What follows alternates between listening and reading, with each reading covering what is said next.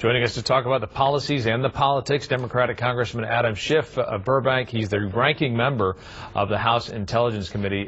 Welcome. Thank you. We know President Trump expected to have a phone call with Russia's Vladimir Putin in the next few days. You're a member of the bipartisan investigation on Russian activities and intentions in the recent U.S. elections. Tell us where we are in the cyber hacking investigation. Well, we have just begun requesting documents from the intelligence agencies that underlie the report that has been put out both in public and classified form to make sure that the conclusions in the report are based on good, solid evidence. But more than that, we want to investigate any potential ties between the Kremlin and the campaigns. Been a lot of allegations, obviously, of potential financial or other connections with the Trump campaign. We ought to follow the evidence wherever it leads, make sure we do a thorough, objective, and ideally completely nonpartisan investigation.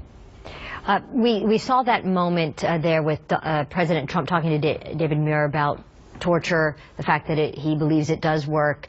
He wants to re-examine the use of torture, although the law is very clear on it, and Democrats, Republicans both condemning the idea of that. What are your thoughts on his feelings about torture? I really am dismayed to see him reopen this issue. This was a dark chapter that I think we all want to put behind us. It's immoral. It's against the law. None of us are going to go back to this so he can have all the reviews he wants. It's just not going to happen. On a solidly bipartisan basis, Congress will never go back to waterboarding or torture. So I think this is something just antithetical to our moral standing in the world. And also, as the Senate investigation led by Senator Feinstein revealed, it doesn't work. And General Mattis has explained this to the president. The intelligence community doesn't want to go back to this. I don't know who the president is listening to, but he needs to listen to the people that have experience in this area and the caution of people like General Mattis. And people in the military have frequently said it puts them at risk, the U.S. military, if we are torturing other people, that when our folks get captured, That's absolutely right. How can we criticize the treatment of our own people when they're captured if we're going to engage in torture? It makes no sense at all. Another thing that President Trump is talking about, the unfounded claims of voter fraud. He claims 3 million people, maybe 5 million people illegally voted in this election. There's no evidence of that at this point, but he wants to investigate, and he's saying that New York and California are areas that he wants to look at in particular.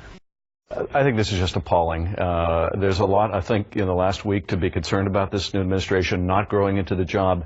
This is, to me, among the most concerning because it begins with our new president making patently baseless claims about millions of illegal immigrants voting, as incendiary as that allegation is. It's an allegation not only against immigrants, but also against our own democracy, that millions of people illegally participated, and there's not a shred of evidence about it. And it looks like what we have here is he sends out an absurd tweet weeks ago. He feels compelled then to double down on that with an absurd statement about it, and then he has to now launch an investigation into non-existent voter fraud. It is just preposterous. We're going down a rabbit hole, and I think if the American people can't believe him on something very basic like this, how are they going to believe him when we really need to? How are world leaders going to believe him? He is doing nothing but injuring his own credibility and the chances of success of his own administration. The Dow broke a major record on the same day that a tweet by President Trump about Mexico paying for a border wall led to the cancellation of a scheduled meeting with Mexico's president. What's your take on both of those headlines this week? Well, I think there's a lot of exuberance in the market about his promises of tax cuts. So you're seeing a lot of stock valuations increase because it's felt that corporate profits will go up. And I think that's driving the market increase. At the same time, there are other signs that have to be very worrying for the market, which we don't see reflected yet, in my view, and that is the erratic nature of this president, saying that he's going to impose a 20% tariff on Mexico because they won't pay for a wall, an absurd idea to begin with, that Mexico is going to pay to wall itself in.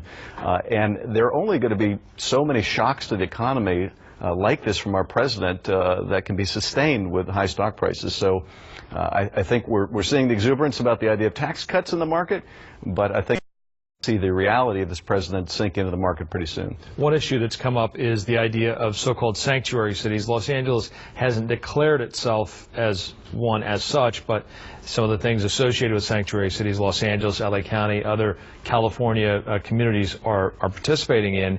and there is this threat that somehow federal funding will therefore be cut off to cities like Los Angeles.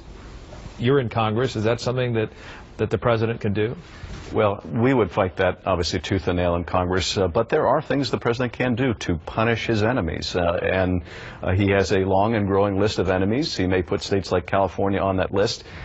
We are not going to be extorted, though, into having our state and local officials become essentially arms of the immigration agencies. I think our mayors and our governor have taken a very strong position, as they should, about that.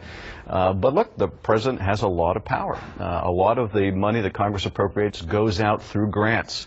And the executive branch has a lot of discretion about who gets those grants, what they're used for.